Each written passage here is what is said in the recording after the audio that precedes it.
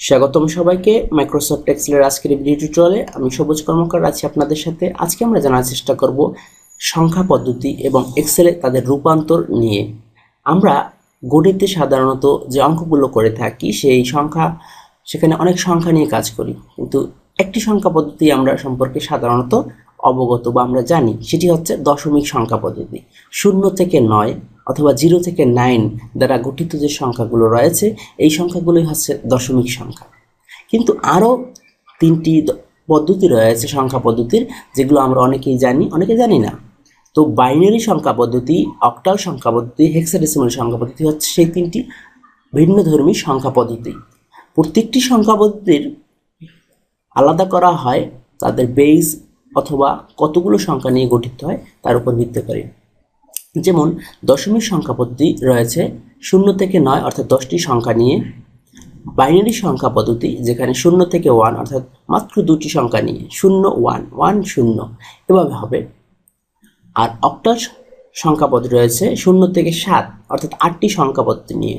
আরেকটি সংখ্যা পদ্ধতি রয়েছে হেক্সাডেসিমাল সংখ্যা, 0 থেকে 9 এবং একই সাথে এ থেকে এফ। এখানে উল্লেখ্য যে 0 থেকে 9 এবং এ থেকে এফ, এখানে আমরা দেখতে পাচ্ছি সংখ্যা এবং লেটার বা অ্যালফাবেট এর সমন্বয়ে গঠিত হেক্সাডেসিমাল হয়ে থাকে। তো একটি সংখ্যার ভিতরে এ থেকে F A B C D E F এর যে কোনো একটি হতে পারে বা একাধিক নিয়েও হতে পারে। তো এটি ঘাবড়ানোর বিষয় নেই, হেক্সাডেসিমাল সংখ্যাগুলো এভাবে গঠিত হতে পারে। এবং আপনার জানতে ইচ্ছা করতে পারে যে আসলে এই সংখ্যা পদ্ধতি কোথায় ব্যবহার হয় এবং কেনই বা আমরা শিখব। বাইনারি সংখ্যা, অক্টাল সংখ্যা এবং হেক্সাডেসিমাল সংখ্যা এগুলো কম্পিউটার এবং ইলেকট্রনিক্স শাখায় বহুল ব্যবহৃত হয়। তো আমরা আজকে এক্সেলের সূত্রের মাধ্যমে জানার চেষ্টা করব দশমিক সংখ্যা পদ্ধতি থেকে বাইনারি, অক্টাল এবং হেক্সাডেসিমাল সংখ্যা কীভাবে রূপান্তর করা হয়। তো চলুন আমরা শুরু করি। আমরা একটি সংখ্যা ধরে নিলাম 55। এই সংখ্যাটি বাইনারি সংখ্যা কত হবে, কিভাবে নির্ণয় করব? তো সূত্রটা বা ফর্মুলাটি হচ্ছে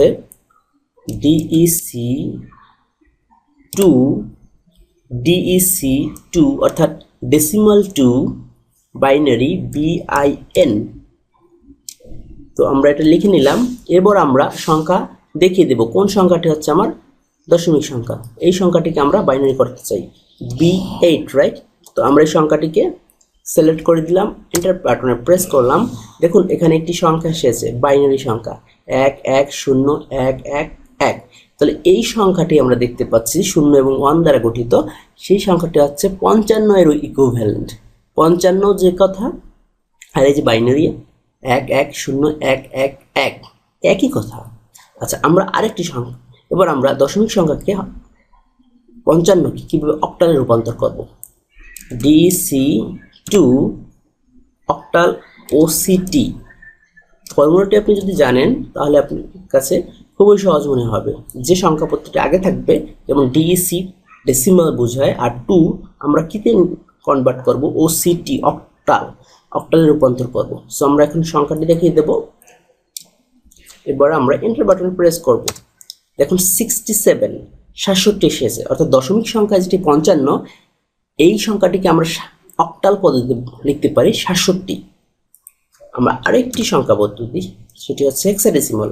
55 এই সংখ্যাটি কিভাবে হেক্সাডেসিমালে কত হয়? DEC = DEC2 ACX, হেক্স মানে হেক্সাডেসিমাল।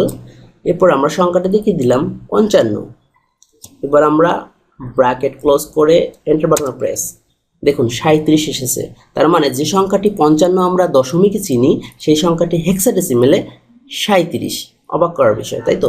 আচ্ছা, আমরা আরেকটি সংখ্যা 44, এটাকে নিয়ে দেখছি। এবার আমরা সূত্র লিখব না, জাস্ট ড্র্যাগ করে আমরা দেখিয়ে দিচ্ছি। দেখুন কিভাবে জেনারেট হচ্ছে সংখ্যাটি। দেখুন এখানে 2C একটি সংখ্যা এসেছে হেক্সাডেসিমালে, 2C। তার মানে এটা দ্বারা বোঝাচ্ছে দশমিকের 44 সংখ্যাটা হেক্সাডেসিমালে কত হবে? 2C। খুব অবাক করার মতো, তাই না? আসলে এই সংখ্যাগুলো ব্যবহার হয় কম্পিউটার ও ইলেকট্রনিক্সের শাখায়। তো আপনারা যারা কৌতূহলী সংখ্যা পদ্ধতি সম্পর্কে, তারা এই বিষয়টি জানতে পারেন, শিখতে পারেন। বাইনারি সংখ্যা, অক্টাল সংখ্যা, হেক্সাডেসিমাল সংখ্যা এবং আপনারা আগে জানতেন দশমিক সংখ্যা। তো ধন্যবাদ সবাইকে আমাদের সাথে থাকার জন্য।